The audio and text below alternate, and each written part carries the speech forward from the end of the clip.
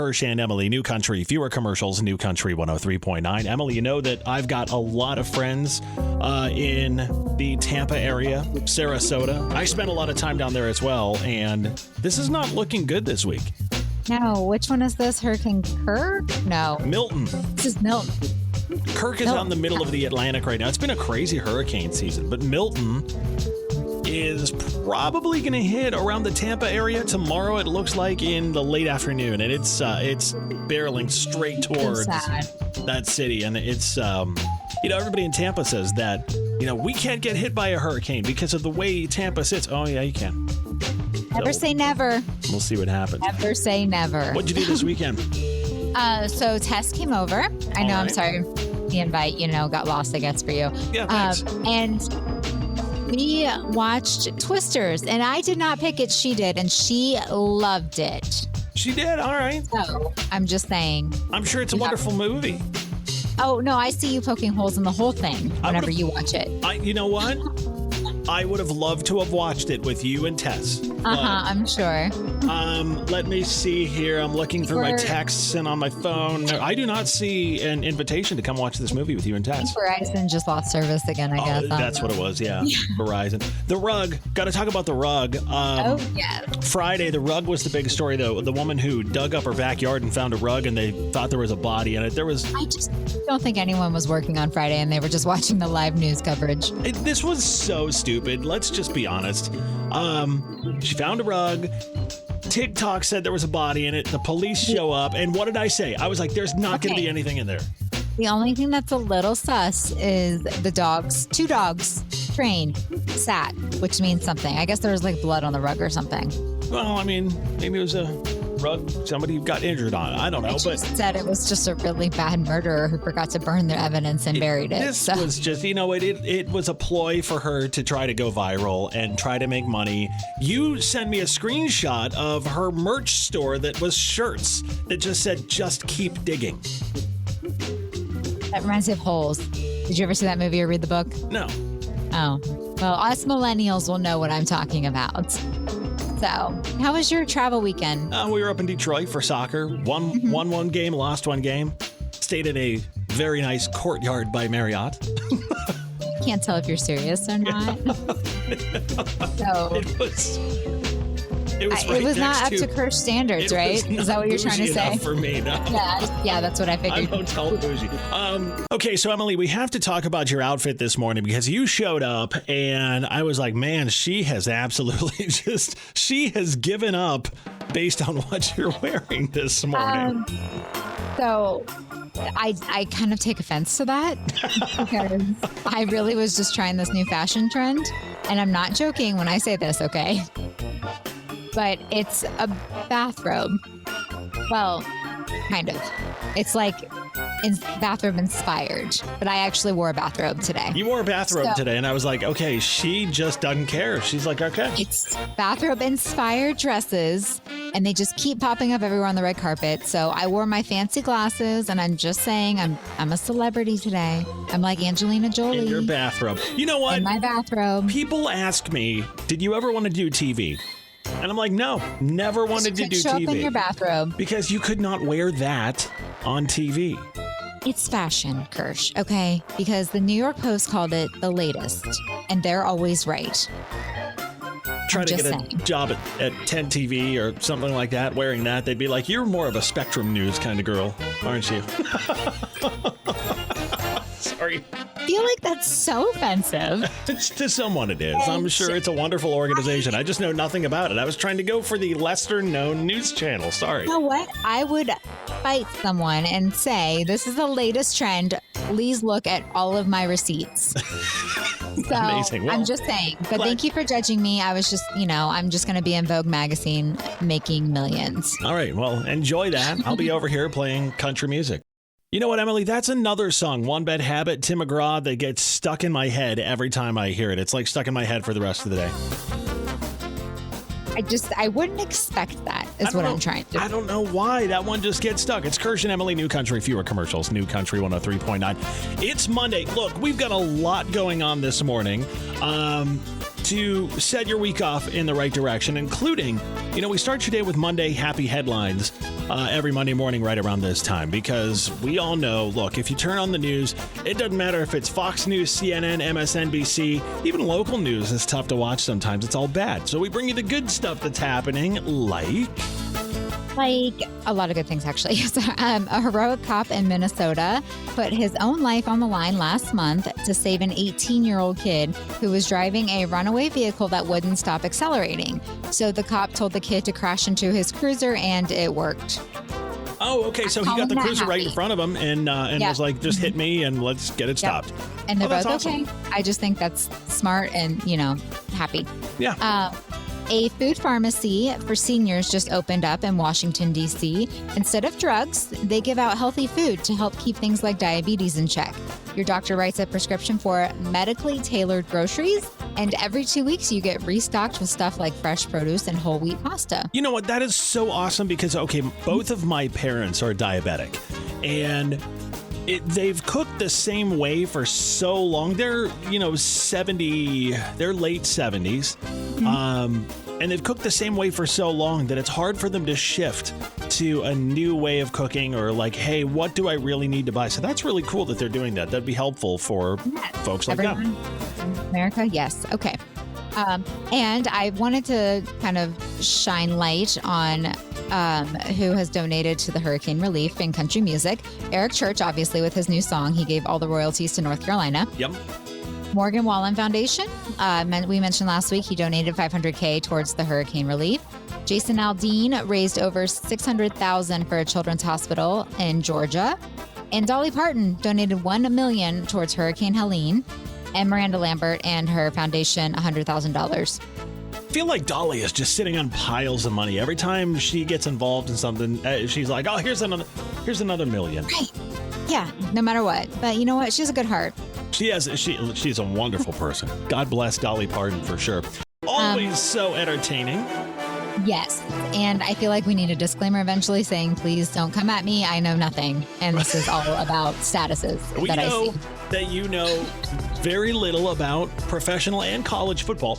Very little. Okay. And it was a really wild college football weekend. I'm just going to let you go with this and see where this goes. So she's taking social posts, putting together a football recap. Emily, what you got? All right. Ohio State versus Iowa. I will start there. Okay. So good place to start. Yeah. So Ohio State played the Iowa Hawkeyes on Saturday. The game started with Ohio State doing their usual thing, running, throwing, and occasionally colliding with people like they forgot how to stop. Sometimes Ohio State kept things spicy by dropping the ball like it was hot because clearly they wanted to give Iowa a fighting chance. At one point, I think Iowa almost scored, and then Ohio State was like, nope, not today, and then took the ball back like a mom kind of snatching candy from her kid before dinner. The announcers kept talking about turnovers, but I have no idea what that's about, honestly. Apple, cherry. Yeah, nice that's pastries. Where my mind went, but I wasn't going to say it on air. The Buckeyes scored so many touchdowns. I started losing track, though. Everyone definitely didn't. All you fans did not. You kept cheering and high-fiving, so, I went with that. And by the end, Ohio State had clearly won, and the poor Hawkeyes just looked exhausted. Final score, I don't know, Ohio State had a bazillion points, and Iowa didn't have that many. Yeah, perfect. You nailed it right there. All right, so Browns versus Commanders. Let's just point out the fact that every other game did not go the way anyone thought they were going to as far as college football goes. Okay, Browns, Commanders. I'm going to get, yes. Okay, so Browns versus Commanders. My husband turned the game off about an hour after it started, and he looked at me and said it was over. And the score then was 23-7. And I'm pretty sure in the movie 80 for Brady, it showed how Tom Brady led his team to win one of the Super Bowls, and they were down by a lot. So have some faith is what I was trying to say. And that didn't work because optimism is not a thing with the Browns fans. No. And also, I was really wrong. The game was definitely over. The Browns lost, and there's nothing new there. Well, that's it. And you have to understand, as a Cleveland Browns fan, you're hardcore. You love your Brownies, but you know when it's over, and you just move on. So I want to take a moment and give a shout out to the Alabama versus Vanderbilt game. Okay. Okay, back to Saturday, back to college. Yes, I'm sorry. I had to say the best for last. Okay. I want to take a moment, and Vanderbilt won against Alabama. And I just need to say this. Never underestimate anyone or any team. Just because you're number one doesn't mean you're untouchable. And so never get too comfortable at the top, because sometimes the team you underestimate, I cannot talk. Well, the team you underestimate is the one that knocks you down. And champions are made in unexpected moments. Right, Kirsch? That's right, Emily. I'm just so passionate about that speech right there. It was very heartfelt and all that kind of, nobody expected that to happen. Now, there was one little problem there with what you said. What? You said when you're number one, and guess what? Alabama's not number one anymore. Oh, you're right. Do you know who's number one? No. Okay. Ohio State University. Michigan, I can tell you that. The number one. All right, there's Emily's end zone recap. You did really well this week. You said there was not a whole lot of content to work with, and that was spot on. Any sports. You forgot to say the Bengals were terrible this weekend, too. Kirsch and Emily, New Country, viewer commercials, New Country 103.9. Emily, I cannot believe that I'm the one bringing this to your attention. Usually, this is your kind of thing. Is it? Let's see. What are you talking about? Because I have no idea. Well, it's Hallmark now searching for their next Christmas movie star. Oh, so you're going to audition, right? Well, no, because the headline actually says Hallmark searches for their next hunky movie lead in Finding Mr. Christmas. It's a competition series, and they've got 10 aspiring actors that are in an all-new competition hosted by Jonathan Bennett. Do you know who Jonathan Bennett is? Yes, he's from Mean Girls. He's Aaron Samuels. Oh, okay. I know. Okay, see, that's all I needed. There you go. So here's the deal. He's on the hunt to find the next Hallmark Christmas movie star. He went across the country to find 10 potential candidates to steal America's hearts. And it's the first ever reality competition series, premieres on Halloween, and it sees Bennett bring together 10 of these actors to compete in a variety of entertaining challenges with a Hallmark twist to be crowned Hallmark's next leading man and take home the title of Mr. Christmas. So audition in a whole new way, pretty much. Basically, yes. And they're looking for somebody hunky, so that's not me. Okay. Oh, wow. I didn't think we were going so negative this morning. Well, Happy look, Monday. I'm just going to be honest. I mean, I don't think I'm like a hunky Christmas dude by any means. I don't think Mrs. Kirsch would ever be okay with you going for that role. The hunky Christmas dude? She doesn't even want that on Christmas, like in our house. So she wouldn't want that on TV at all. I can't believe you didn't know about this, though. I don't watch Hallmark. Oh, I just figured because it was a reality TV show of some sort, you'd be all about it. You know, I don't blame you there, but just Hallmark's not my thing. So anything Hallmark, I kind of just skip past. Is it a little too magical for you? Is that what it is? No, it's not. No, it's just all the same story. At least reality TV gives me different storylines every episode. Does it really, though? It's usually like a wayward, weird love triangle situation, and you know, it's just all people yelling at each other. Yeah. It's not that you don't get that in a Hallmark movie. You get, I lost my shoe and then I found a prince, and that's Disney. You want, same thing. You want cheating and yelling and all that kind of stuff instead of happiness on Christmas. Okay, I want real life, not Santa Claus like banishing their only child to the U.S. or something. Just a hardworking woman moves to a small town. Yes, that. You know, that sort of thing. Starts snowing when they kiss the first time. Emily hates this kind of thing. It premieres October 31st if you want to watch that. Our Monday morning with Kirsch and Emily, New Country, fewer commercials, New Country 103.9. There's Morgan Wallen and Ernest Kane Brown for you this morning, too. So we're starting something new this week, and every Monday, you know, we started thinking about this where everybody kind of needs that little extra push to start the Monday off and get things off to a good start, right? And a few weeks ago, I came across Kristen McFarland. She works over at 10 TV, and she's become a BFF of the show almost immediately. She's going to start joining us Monday mornings because on her Instagram, she's super motivational, super energetic, and has all these messages that you need. It's Kristen Marie McFarland if you want to follow her. She's in studio now. Kristen, let's talk about this and how you got to being this positive force on socials. Absolutely. Well, first of all, thanks so much for having me on here. Hometown girl, grew up in Columbus. I think at a young age, I just had this vision of being super successful, and I've always had these very strong goals. So, I went to Liberty High School, played soccer since I was 4 years old, had the opportunity to go to Florida State University. Right. Had an incredible journey there, played with the best players from around the world. Like my roommate had 1 million followers on Instagram. She was the most famous player from Venezuela. And I'm like, I'm from Powell, Ohio. Here we go. Let's gear up. Like, you know? I love it. Now, the thing is, you may or may not have won a national championship while you were there, too. So let's not discount that. Right. Yes, I did end up winning a national championship, 3 ACC championships, was the starting striker for that team. Went through it all, the good, the bad, and the ugly. But always just held on to this vision of, I'm going to be successful and I'm going to figure it out. I went on to play professional soccer in the Netherlands, did that whole life experience again, got to use that as a platform to meet so many incredible people. That's where, between Florida State and the Netherlands, I think that's where I got this perspective change of seeing the world in so many different ways and these lessons that I learned. And so when I came back, I started in TV, always wanted to be in broadcast, did 2 years in Youngstown.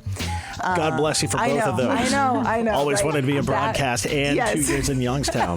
Wow. That was a journey right there. She made the dream work. And you stuck with this? I stuck with it, carrying my camera, my tripod everywhere. And it's a grind. It is a grind. I grew up in Pittsburgh, which isn't too far from Youngstown. It's not too far, so you kind of know. Yeah, it's a little dirty over there. A little bit. That was definitely one of those where you're like, okay, saddle up. Here we go. Job opportunity opened up in Columbus, my hometown. I jumped on that. And then, as I started to just kind of navigate this, TV world and learning who I am, because as you guys know, it's kind of, to get comfortable with yourself, you got to relearn, you got to know who you are, and you got to figure that out through reps and trial and error. And I started these messages that I just felt compelled to do on Instagram. And, I always go back to who did I need to be, when I was a younger girl? Right. Can I be that person right now? Because I think so many, and you say you have daughters, look up to people. And I remember the role models I looked up to when I was younger, and they meant the world to me. And I was like, it's my turn to give back. It's my turn to inspire young girls because we all need it. Yeah. We all need it. And you never know your impact on someone. Like your impact, one little smile, one little, hey, keep going. You got this. I'm going to help you out, to change someone's world. And that's what someone did to me. So that's where, I was like, I want to do this. I want to help out younger girls. So what we're going to do is start every Monday, right around this time, 7:40-ish. We'll have you on every Monday. And we're going to call it, Motivational Monday. We may come up with some, really killer name for this. But, this is how it works around here. We're like, hey, let's try this and then name it later. But we're going to have you on to talk about things that are important to, motivating younger women, trying to, elevate them and help out. And I think that's super important. Oh, me too. Absolutely. Like, I love this already. I'm so excited because start your week off right, and remind, especially especially women. Look at me, especially. He makes fun of me sometimes. Especially. You don't have your little buzzer today. I know. But it's tough for us at times. Yeah. Especially, I keep saying it, now I'm catching myself, in broadcast, honestly. Mm-hmm. So it definitely is. All right. So Kristen McFarland with 10 TV, going to start joining us every Monday morning. This is going to be good. It's going to be called Motivational Monday until we come up with something that we think is more extravagant. But yeah, Kristen, thanks for joining us this morning. We'll be back next week. We're going to talk about, hold on. Here we go. Get the list out. We're going to talk, you know what? We're going to talk about staying consistent, staying motivated, going after your goals, the stuff you need to start you out on a Monday morning with Kristen and Kirsch Emyle. Fantastic. Perfect. I don't know how this came up earlier, but Emily asked me if there were movies that I watched as a kid that traumatized me, and I immediately thought of one. It's Kirsch and Emily, New Country, fewer commercials, New Country 103.9. Do you have ones that you watched as a kid that totally messed you up? I watched Scream 2 too young, and I was scared of movie theater bathrooms for a long time. Oh, But take me back. Scream 2, what happened in the movie theater bathroom? I can't remember. you get like stabbed in the ear through the bathroom. Oh, yeah. Yep. Yeah, and then I grew up and watched Scary Movie and then got over that fear real fast. So Do you know what mine was? what? The movie that messed me up. In little movie trivia here. We'll see if you can get this. It was actually Steven Spielberg's first movie he ever made. Do you know what it was? No, what is it? Do you want me to give you the plot and see if it rings a bell if you've ever seen it? I probably have never seen it. Okay, it's a movie out of the mid 70s, actually, I think. Okay. And I watched it in like the late 80s, maybe, I'm going to say late 80s. It's called Duel. And it's about, there were basically like no lines in the movie. There's hardly any lines. There's no dialogue. But what happens in this movie, there's a guy, I think he's in sales. His name's David Mann. And he's driving to a sales call through the middle of nowhere. And there's a semi that starts chasing him. Right? And this semi is like ramming him and stuff like that. And the whole movie is basically him trying to get away from this evil semi. You never see the driver. There's no lines. It's just an hour-and-a-half chase scene. And it is wild. Interesting. Isn't it strange, like, what movies you're just like, oh, no, that definitely traumatized me? Like, there were times I was in Detroit over the weekend, and I was coming down I-75 through Michigan yesterday, and there was a truck, and I said to Mrs. Kirsch, I was like, that's like a Duel truck right there, because it was creepy, and it was rattly, and it was nasty, and the movie messed me up. I mean, I get it. Some still do with me. There's certain ones I'm like, nope, can't do it because that movie completely messed with me. Home Alone. Always worried that your mom's going to go on vacation and leave you at home. I think that's every kid's nightmare or dream. I don't really know. Yeah, exactly. You know, in this day and age, it'd be a lot easier to get a hold of your parents, though. I'm interested to see if anybody's seen Duel. It's an old movie, but I mean, it is pretty wild. 99-1039, you can text us if you know what I'm talking about. Emily, you know how social media will go back and, pull up a post that one of your friends posted, I don't know, a week or two ago. Maybe you didn't see it, and all of a sudden it's like, oh, Emily posted this 8 days ago. Yes. I just saw yesterday your 37-foot skeleton, or what it is, out front. Oh, his name's Earl. Earl. So, yes. Well, that's kind of creepy. Yeah. And like way behind, like, come on, I'm trying to like get famous or whatever we joke about all the time. So because a skeleton in your front yard is going to make you famous. Right. Great content I provide. Yeah. But okay, do you ever wonder like no, I don't think your house is haunted actually. I don't get haunted vibes when I'm at your house. But do you ever like hear strange noises and you're just like, what was that? Should I go check it out? Should I not? Yeah, that does happen sometimes. I wouldn't be surprised if my house was haunted. I get those vibes. The original owner I know passed away, I think in the house. Did they disclose that to you? I don't know. I was young when I bought it and I didn't pay attention. Hey, well, apparently, if you've heard haunted noises or weird noises, you're not alone. So 1 in 6 people believe their house is haunted. I find that very interesting. Most of the time when I hear stuff, I immediately know what it is, right? If you hear like a bang or a click or something, it's like, oh, that was... I'm to the point like, I should probably go check on that, but I've seen this movie. I'm good. Like, when you go check on it, do you have your husband check or do you go? Absolutely. He's the first sacrifice. Do you ever, like, when he goes, does he take some kind of protection? Yes, he does. Oh, he does? Yes. Okay, cool. No. His Red Ryder BB gun. Okay, he takes his Red Ryder. See, when I go check on stuff, I'm like, let's go. We're gonna see what I get into when I get there. Okay, so now I have a question for our listeners too, and you. I know your answer already, probably. Would you ever use a Ouija board in your house? No, because they... Okay, I'll just leave it at that. No, I don't mess with those anymore. No, absolutely not. If you would, let us know, or wouldn't, let us know. Text us. 99-1039. I'm curious if you're brave enough to do that and why. Do you believe Ouija boards? Absolutely. Okay. There's a cute Barbie one I would love, but I'm not touching that. Can we talk about Ouija boards a little bit more coming up? Because I want to ask you something, but we don't have time right now. Let's come back to this. So we started talking Ouija boards a little while ago. It's kind of the spooky season, and these came up just naturally in conversation. And you randomly, I was like, oh, I should ask this. You fully believe Ouija boards? Absolutely. Okay. Would I ever play one with you? No. Because I don't trust you. Why? Because I don't trust you. I think you would move it. Yes, absolutely. What? Would you do that? Yes. Okay, let me tell you. Rude. Yep. Okay. So Am I wrong? no, you know what? A Ouija board with me would be the worst experience of your life. Yeah, I can do that. Why? Because I don't move it. I don't buy that. I think you would. I don't move it. So, have you ever used a Ouija board with somebody Yes. you completely 100% trust? Yeah. I And have. it moved? Yeah, I don't mess with those things. You shouldn't trust them. I used a Ouija board with Mrs. Kirsch once. And she is one of very few people that I can look in the eye and, well, first of all, she's as skeptical as I am about this kind of stuff. Yeah. But she's one person on earth that I can look in the eye and tell she is being absolutely straight with me, right? And I was like, I want to see if these actually work. Promise me you will not move that thing. She goes, I promise. Why would I move it? That's dumb. Okay, cool. I promise you I won't move it. Why would I move it? Because that's dumb. And we sat down and we asked the Ouija board something.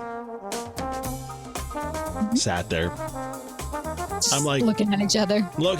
I'm like, it's not moving. She's like, I'm not moving it. I'm like, neither am I. And then we just sat there. And I'm like, okay. I'm like spooked out right now just talking about these. They freak me out. For the Ouija board not answering us? No, just in general. You don't know what you just brought in. What do you mean you don't know what you just brought in? That's one thing I don't mess with anymore. I was a young child, naive when I did. You just don't do it anymore. Nope.